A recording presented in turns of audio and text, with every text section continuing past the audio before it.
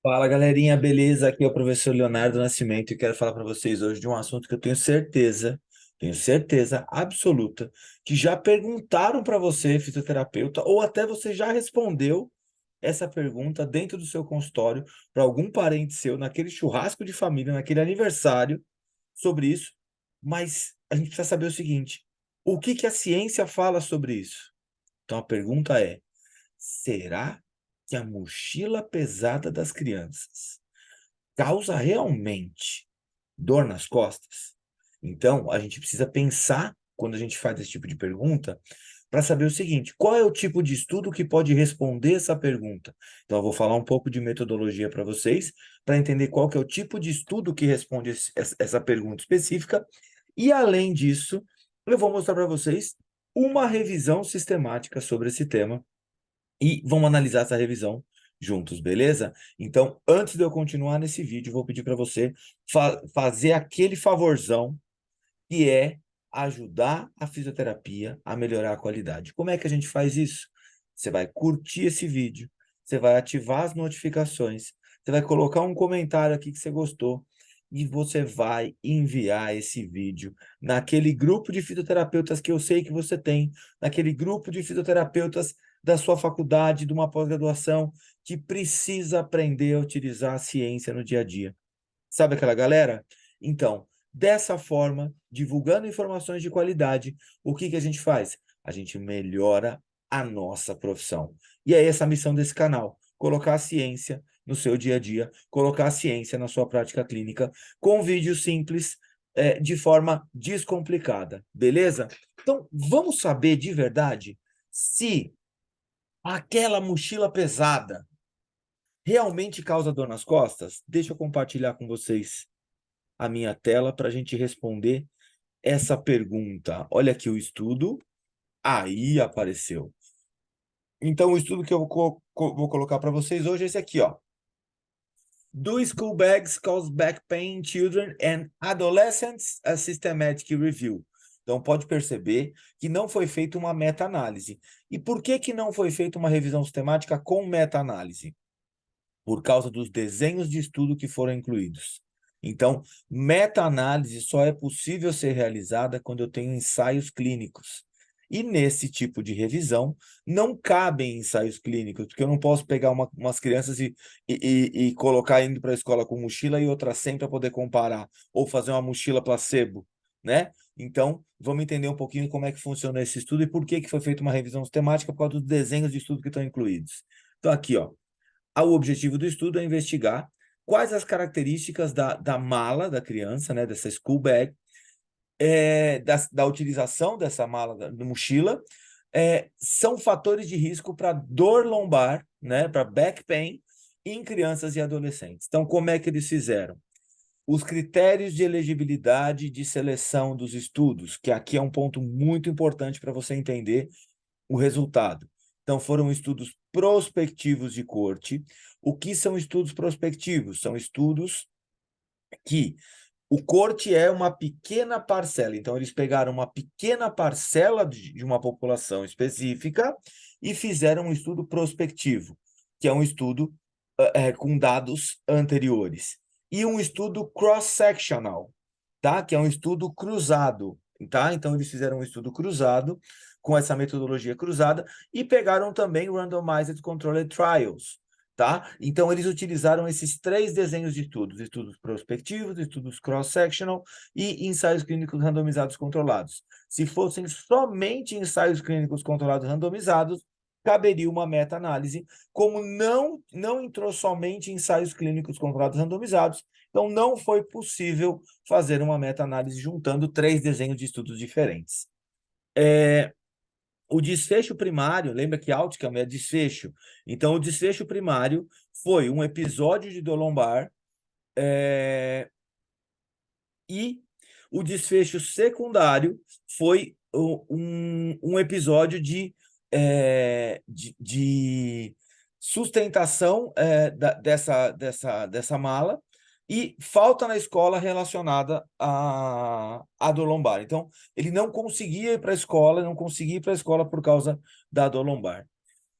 O peso das evidências dos estudos longitudinais acima citados, os pesos das evidências foram dos estudos longitudinais até os estudos cross-sectional. O risco de viés dos estudos longitudinais foi feito pela uma versão modificada do Quality in Prognosis Studies Tool. Lembrando o seguinte, para cada desenho de estudo eu tenho uma ferramenta de risco de viés específica. Tá bom? Então, o que eles fizeram? Para cada desenho de estudo, eles aplicaram uma ferramenta para risco de viés específica que caberia nesse estudo. Então, foram incluídos 69 estudos no total, um total de 72.627 pacientes, entre crianças e adolescentes, que era o público-alvo desse estudo, dessa revisão aqui. E nesses estudos, desses 69, 5 deles eram prospectivos longitudinais e 64 eram cross-sectional ou retrospectivos. Não tinha nenhum ensaio clínico que entrou, mesmo estando ensaios clínicos nos critérios. Eles encontraram evidência de 5 estudos prospectivos que tinham características da mala como peso, desenho, o método de carregamento da mala e isso não aumentou o risco de desenvolvimento de dor na coluna em crianças e adolescentes. E a evidência dos estudos cruzados, os cross-sectional studies, foi alinhada com esses estudos longitudinais, não tinha nenhuma consistência ou associação entre o uso da mala, da mochila, ou o tipo e a dor lombar. Não temos uma evidência convincente que os aspectos dessa mochila podem aumentar o risco de dor lombar em crianças e adolescentes. Então, eu li o resumo aqui para vocês e agora eu quero mostrar para vocês a tabela que nos interessa, que é a mais interessante aqui. Aqui, primeiro, sempre eu gosto de mostrar para vocês o flowchart, vocês entenderem o caminho que eles chegaram nesses estudos aqui. Então, eles começaram de 6.597 estudos, chegaram em 5.233, excluíram 5.073, depois de dar uma lida no abstract, ficaram com 160, excluíram mais 90, leram esses 160, excluíram mais 91 pelas razões. 78 não avaliaram a mochila, se a mochila estava relacionada com a dor lombar. 7 eram um abstract de algum tipo de conferência, de algum tipo de congresso. E 6, o full não foi encontrado. Então, não conseguiram encontrar o estudo inteiro em 6 estudos específicos. Ficaram, então, com 69, que foram incluídos nessa revisão. 4 eram longitudinal, 1 era um randomized controlled trial, 1 era um retrospective case control, um caso controle, e 63 eram cross-sectionals. E aqui nessa tabela 1, que está de lado aqui, ele mostra a diferença desses estudos. Agora, o que eu queria mostrar para vocês? Aqui, ó, a tabela 2, o risco de viés dos estudos prospectivos. Então, olha como você faz uma análise de viés de um estudo prospectivo. Então, são estudos de dados que já foram coletados, estudos que vocês verificam em protocolos. Então, primeira coisa, a participação no estudo, a aderência ao estudo, fatores de prognóstico, fatores de medidas de desfecho, confundidores do estudo, a análise estatística e repórter. Percebe que, assim, isso quer dizer o seguinte, que esses estudos longitudinais, eles têm características de análise de risco de viés diferente dos outros estudos que a gente conhece. Então, aqui no canal, vocês sabem que eu falo muito de ensaios clínicos, eu falo muito de revisões sistemáticas, eu falo muito de estudos observacionais, e aí aqui eu estou mostrando para vocês uma forma de analisar o risco de viés de estudos prospectivos, de estudos longitudinais, tá? Então, aqui é uma forma de fazer isso. Então, esses são os critérios utilizados, e pode perceber que não tem muitos elementos, né? Só aqui no fator prognóstico está alto na maioria, né? Os confundidores, né? Tá alto na maioria, mas o resto é relativamente igual entre moderado e baixo, tá? E aí, na discussão, aí os resultados, ele fala um ponto interessante. Olha aqui, ó. Os estudos longitudinais que foram incluídos nessa revisão, o que eles perceberam? Olha aqui, ó. Então, nesse estudo aqui de Negrini et al., tinha 108 pacientes, nesse outro 933, nesse outro 330, nesse outro 88, nesse outro 392. E o que acontece? Todos eles tinham episódios de dor lombar.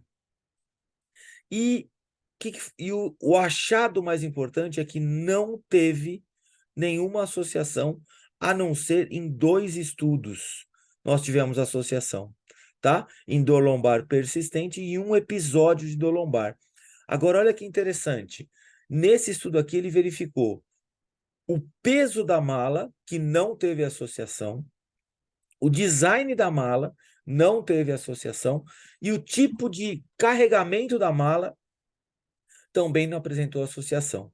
Nesse primeiro estudo, a porcentagem de peso corporal correspondente à mala, então quantos por cento do peso corporal a criança carregava na mala, não teve associação, a carga carregada também não teve associação, e nesse outro, a utilização da mala não teve associação. Aonde a gente encontrou?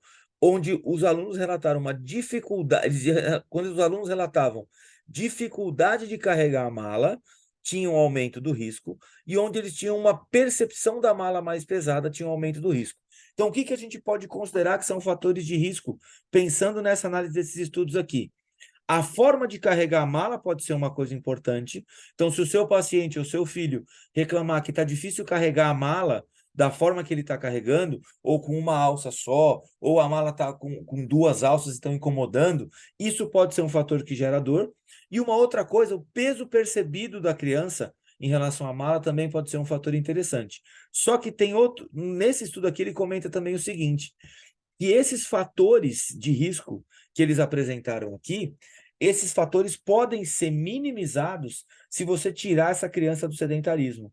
Então, eles falam o seguinte, esses fatores podem ser fatores de risco, sim, a forma de carregar a mala e o peso da mala, mas você minimiza esses fatores se o seu filho não for sedentário, se o seu paciente não for sedentário. Então, mais uma vez, o que a gente vê? A prevenção de dores musculoesqueléticas passa por manter um estilo de vida ativo, certo? E a gente não pode afirmar que a utilização da mochila escolar é um fator de risco para dor na coluna de crianças e adolescentes. Beleza? Valeu e até a próxima.